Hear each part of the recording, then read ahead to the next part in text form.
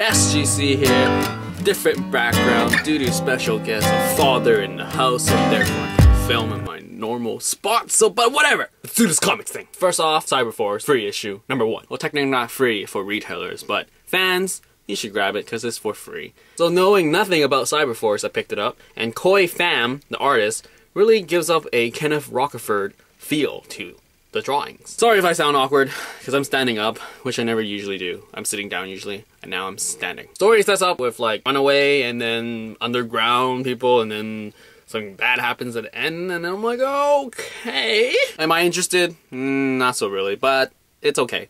It was better than I thought it was going to be being a free issue, but it's not really free because Kickstarter paid for all this. Marvel .1, Scotty Young. So this pretty much is a trailer for all things to come, and I'm glad that I got this issue because it really paints a good picture of what you're gonna get in the upcoming like few months in Marvel now. What grabbed my fancy? Young Avengers, Guardians of the Galaxy. Nova's not that bad. Other things, not so much. I mean, even the actual story with like Nick Fury and Agent Coulson, I was just like, don't really care. But other stuff, like what I said, I'm interested, like, especially Young Avengers. With Loki, I mean, I don't read, like, Journey into Mystery or Mighty Thor, but Loki is a different style from the movies, so I'm interested in that, so I might check out Young Avengers. Guardians of the Galaxy was just crazy. I mean, aliens coming out of nowhere, and then all of a sudden he finds a gun, and Nova was pretty interesting. I mean, he's like, don't touch the helmet, beat you up. While we're on Scotty Young covers, I have 2 more Scotty Young covers, Uncanny Avengers and Hulk 58. Amazingness, amazingness, amazingness. Amazingness. Daredevil. Whoa, his head is off. Being a comic noob, I haven't read about this villain before, but I've seen him in cartoons, I think? Or even the concept of this things coming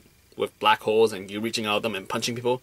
So yeah, it's an interesting thing that has happened with his head being in this situation. And thank goodness they explained about his, like, craziness. Like, with this villain here, things will be explained, and I would accept them. Six Gung, whoa, whoa, whoa. Things are just getting really icy here. With the backstory of like the wolf and antler guy monster thing, and then connecting it to the current storyline was just totally didn't see that coming. I lied. I sort of saw it coming. I mean, why else would they talk about the antler killing 6 people thing? Of course, there's gonna be more of them. Totally did not see the ending though with that many people.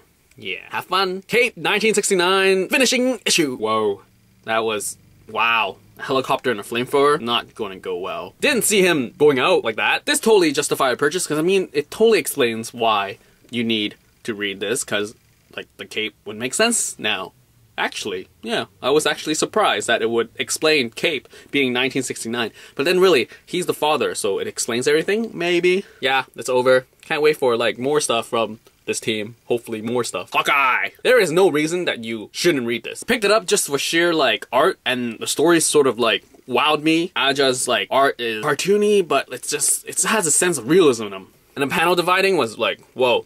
Pretty good stuff. And the story, this issue was pretty nice. I mean, you start off with your like sort of generic and cliche of like, oh, all the things I shouldn't have done, and then let me list them from backwards to the worst. And things are like just getting bigger and bigger. I mean, it just really goes into the whole life of Hawkeye. I mean, with all those arrows, you really wonder how does he manage to keep them all like categorized. Read this and you'll get it. Yeah. Picked up Captain Marvel solely for Emma Rios, but then Dexter Soy from issue 1 to 4 was good, and I had to buy them because the story linked. And Emma. This is amazing. It's usual Emma. Awesome Emma. Can't wait to see more of her just everywhere in the Marvel. But I really prefer her to go back to Cloak and Dagger, because please go back to Cloak and Dagger and then make an actual series out of Cloak and Dagger. Please, please, please. Anyway, let's talk about this issue. So things happen and her pilot friend finds out that she's Captain Marvel, and things just don't seem right when they're trying to steal from the US people. Chew. I swear, this is the only series that I've been reading that doesn't have the main character in like every panel, but it's still awesome. Awesome. Anyway, but like with how things are going, I mean, one more issue and it's halfway point of Chew. That's so sad. It's gonna end in 30 issues. But yeah, things are like, whoa, whoa, whoa. There's more of these people in the sense where like the world is getting larger and things are getting more powerful. And there's a collector, which really reminded me of Heroes. I forgot the hero guy that collects stuff, but he's played by that dude in Star Trek. But yeah, Chew. You gotta read Chew. Really good stuff. Walking Dead, I picked up this cover because it's just hilarious. I mean, it's like the #1 issue, but with a different artist. I am reading Walking Dead, and it's just intense. And especially with the season 3 return, I loved it. And this issue, I'm just like, I can't wait wait to see it in live action form. This gets dark and gritty, and I'm not saying anything about this issue, so I should say something. It was a good read in the sense where it's like, okay, things aren't really going well, and yeah, Rick is getting owned.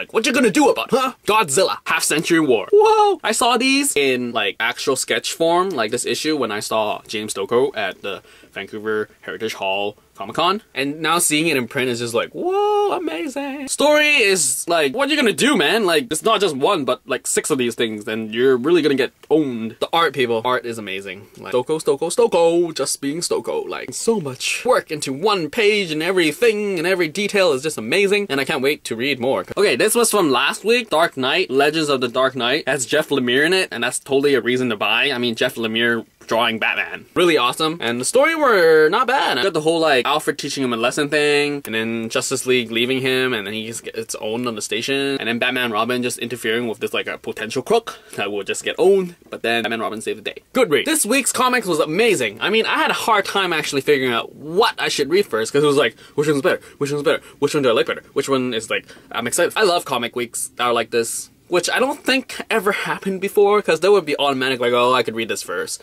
and I can have this last. But this week was just like, oh, which one? Well, besides Cyberforce. Cyberforce was just a totally read it first. So that's it. That's the comics for this week. I go to a comic store, RX Comics, just as below. No sale this week. Not that I know of. If I knew about it, I would have told you. But anyway, that is all. How do you like your comics this week? Hope you loved it. See ya.